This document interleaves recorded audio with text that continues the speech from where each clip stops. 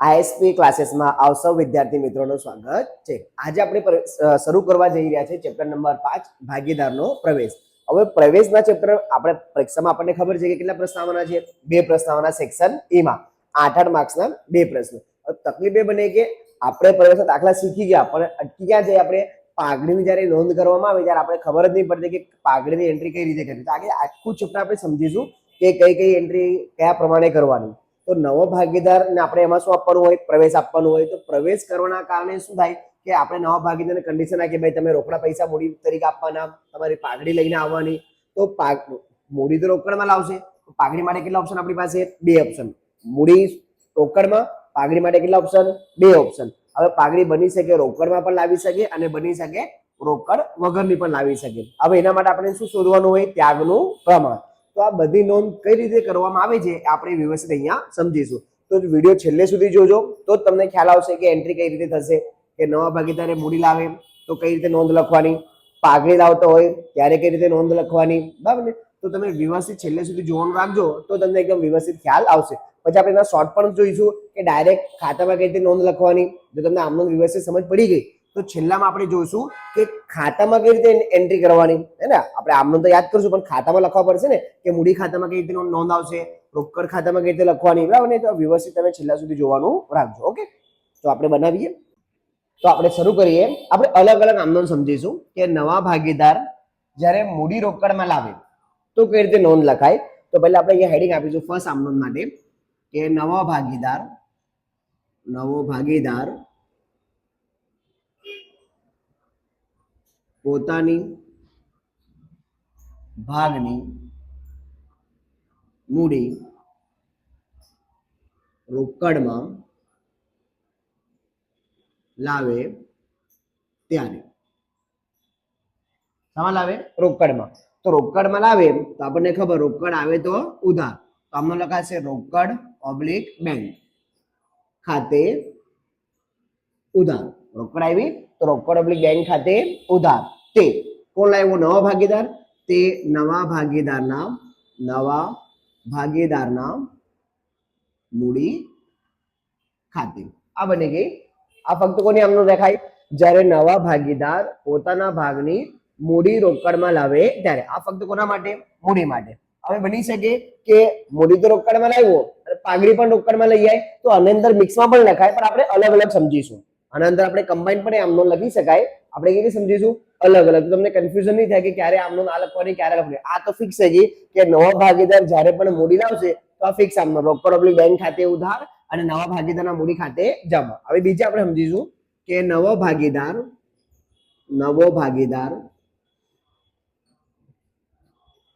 પોતાના ભાગની પાઘડીની રકમ રોકડમાં લાવે તો. હવે પાઘડી પણ શામાં લાવ્યો? રોકડમાં. તો આપણી પાસે રોકડ પૈસા આવશે કંપનીમાં તો આમનો લખાશે કે રોકડ ઓબ્લિક બેંક ખાતે ઉધાર. રોકડ ઓબ્લિક બેંક ખાતે ઉધાર. શું આપણી પાસે પૈસા આવ્યા? તો રોકડ ઓબ્લિક બેંક ખાતે ઉધાર. શાના પૈસા આવ્યા? પાઘડીના. શાના પૈસા આવ્યા? પાઘડીના પૈસા. તો એ લખવાનું તે પાઘડીના પ્રીમિયમ ખાતે. શું લખાય? પાઘડીના પ્રીમિયમ ખાતે. જ્યારે મૂડી લાવે તો નવા ભાગીદારના મૂડી ખાતે જમા. જ્યારે પાઘડી લાવે તો પાઘડીના પ્રીમિયમ ખાતે જમા. હવે આ પાઘડીની પ્રીમિયમ રકમ કોને મળે? જે આપણી પાસે જૂના ભાગીદાર હોય એ લોકોને. જે કંપનીમાં પહેલાથી ભાગીદાર હતા આ પાઘડીની રકમ કોને આપવાની? જૂના ભાગીદારોને. તો હવે આની બીજી આમનો લખાશે. આપણે જે અહીંયા જમા કર્યું બીજામાં કરવાનું ઉધાર. પાઘડીના પ્રીમિયમ ખાતે ઉધાર. પાઘડીના પ્રીમિયમ ખાતે ઉધાર. તે જૂના ભાગીદારોના મૂડી અથવા ચાલુ ખાતે. મૂડી ખાતે પણ નોંધ લખાય, ચાલુ ખાતે પણ નોંધ લખાય. આપણે શું લખ્યું અહીંયા? મૂડી ખાતે અને ચાલુ ખાતે. જે બંને ખાતા બન્યા હોય એ પ્રમાણે નોંધ લખવાની. તો કોના વચ્ચે વેચાઈ ગયો હતો? જૂના ભાગીદારો વચ્ચે વેચાઈ ગયું. હવે જૂના ભાગીદારો મિનિમમ કેટલા હોય? 2 ભાગીદારો. હવે કોઈ પણ રકમ આપણે 2 ભાગીદારો વચ્ચે વેચવાની હોય, માનો કે 100 રૂપિયા હોય અને અમે 2 જણા અહીંયા ઉભા હોય, તો 100 રૂપિયા બંને આપવા માટે અડધા અડધા આપશો અથવા કોઈને 60 આપશો, કોઈને 40 આપશો, તો આપણને એક પ્રમાણ જોઈએ. શું જોઈએ આપણને? એક પ્રમાણ. તો એટલે કે અહીંયા જે રકમ આપણે લખીશું એ કોઈ પ્રમાણમાં વેચાશે. શેમાં વેચાશે? પ્રમાણમાં. એના માટે આપણે શોધવાનું હોય ત્યાગનું પ્રમાણ. ત્યાગનું પ્રમાણ યાદ રાખવાનું. એટલે કે પાઘડી રકમ જ્યારે પણ આપણે વેચવાની હોય તો એના માટે કયું પ્રમાણ જોઈએ? ત્યાગનું પ્રમાણ. હવે ત્યાગનું પ્રમાણ આપણે ઓલરેડી શીખી ગયા છે કે ત્યાગનું પ્રમાણ બરાબર જૂનું ભાગ માઇનસ નવું ભાગ. એ આપણે દાખલા ગણીશું એ પ્રમાણમાં આવી જશે. બરાબર ને? તો આ થઈ ગઈ 2 આમનો. હવે આ પણ રોકડમાં, પાઘડી પણ સામે આવી ગઈ રોકડમાં. મૂડી તો હંમેશા રોકડમાં જ આપશે. બરાબર ને? આ ફિક્સ જ છે. પણ પાઘડી માટે કેટલા ઓપ્શન હોય? 2 ઓપ્શન. રોકડ પણ હોઈ શકે અને બિન રોકડ પણ હોઈ શકે. હવે આપણું કન્ફ્યુઝન ક્યાં હોય કે ત્યાગના પ્રમાણમાં. અમુક ગણતરીમાં આપણે જ્યારે ત્યાગની ગણતરી કરીશું ને તો અમુક વખત ત્યાગ સામા આવશે માઇનસમાં અને અમુક વખત સામા આવશે પ્લસમાં. તો આ ફિક્સ યાદ રાખજો. બરાબર ને? કે ત્યાગ કોની કન્ડિશનમાં માઇનસમાં આવી શકે? ક્યારે માઇનસમાં આવી શકે? જ્યારે પાઘડી રોકડ વગરની હોય. પાઘડી કઈ રીતે હોય? રોકડ વગરની. તો ત્યાં ઓપ્શન હોઈ શકે કે ત્યાગનું પ્રમાણ પ્લસમાં પણ આવી શકે અને માઇનસમાં પણ આવી શકે. પણ જ્યારે પાઘડી સામે હોય રોકડમાં તો કોઈ પણ દિવસ ત્યાગ માઇનસમાં આવશે નહીં. 0 આવી શકે પરંતુ માઇનસ આવી શકતું નથી. યાદ રાખજો. ને પાઘડી જ્યારે રોકડમાં હોય તો ત્યાગ માઇનસમાં આવશે નહીં. હા, બિન રોકડ હશે એટલે કે પાઘડી રોકડમાં લાવતો ન હોય તો એમાં શું હોય? ત્યાગ પ્લસમાં પણ આવી શકે અને માઇનસમાં પણ આવી શકે. ક્લિયર એકદમ? ચલો આ તો થઈ ગઈ આપણી રોકડ માટે. હવે આપણે શીખીશું રોકડ વગરની, જ્યારે ભાગીદાર રોકડમાં ન લાવી શકે.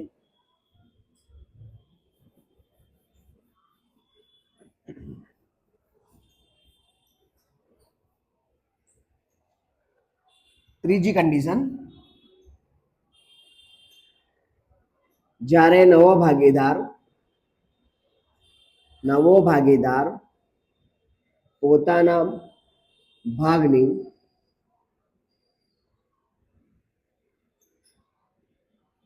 પાઘડી પ્રીમિયમની રકમ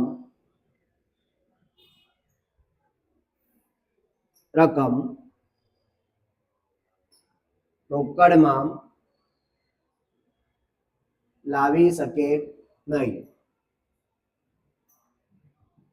રોકડમાં લાવી શકે નહીં. રોકડમાં નહીં લાવી શકતો તો કઈ રીતે આમનો લખવાની? એટલે કે આ પાઘડી કઈ થઈ? રોકડ વગરવાળી પાઘડી. તો કઈ રીતે આમનો લખવાની? તો પહેલી આમનો નવા ભાગીદારના મૂડી ખાતે ઉધાર તે જૂના ભાગીદારના મૂડી અથવા ચાલુ ખાતે. એટલે આમને લખવાની કે નવા ભાગીદારના મૂડી ખાતે ઉધાર તે જૂના ભાગીદારના મૂડી અથવા ચાલુ ખાતે જમા. કયા કન્ડિશનમાં રકમ લખવાની? અહીંયા પણ ફિક્સ હોય. પાઘડીને હંમેશા કયા પ્રમાણમાં? ત્યાગના પ્રમાણમાં. આ ફિક્સ હોય. આ બદલાશે નહીં. આમાં ફક્ત કેટલી આમનો લખવાની? ફક્ત એક જ આમનો. ક્યારે?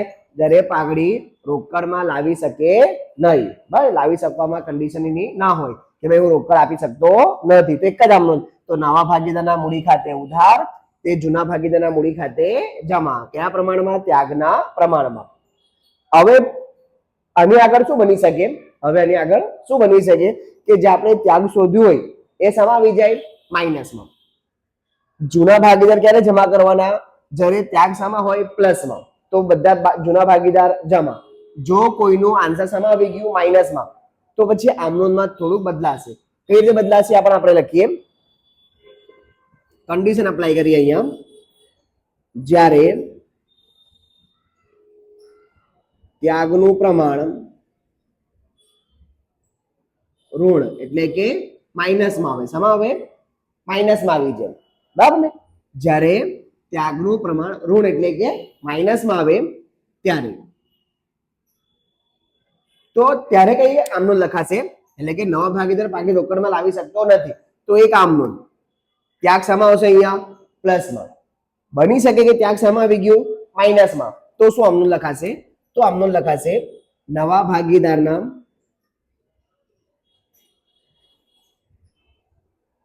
મૂડી ખાતે ઉધાર, નવા ભાગીદારના મૂડી ખાતે ઉધાર. પછી ઉધારમાં જૂના ભાગીદારના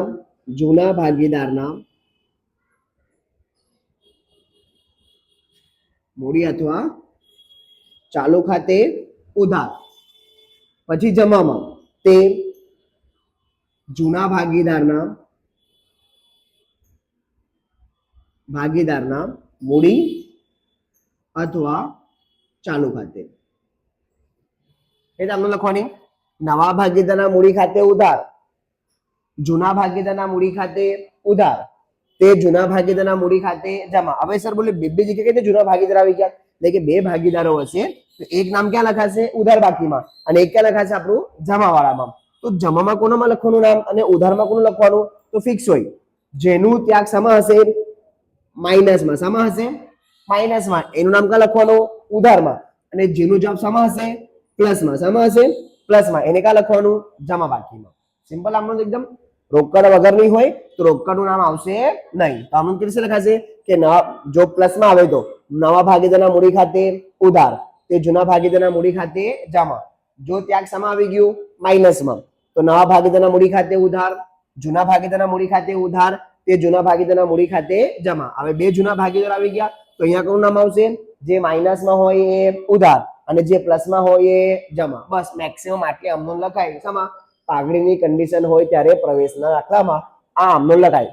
રોકડ મૂડી લાવશે તો આમ નોંધ, રોકડ વગરની હોય તો આમ નોંધ, અને રોકડ વાળીના પહેલા લખાવેલી એ. બસ આટલું તો આમનો જ ડિગ્રામ.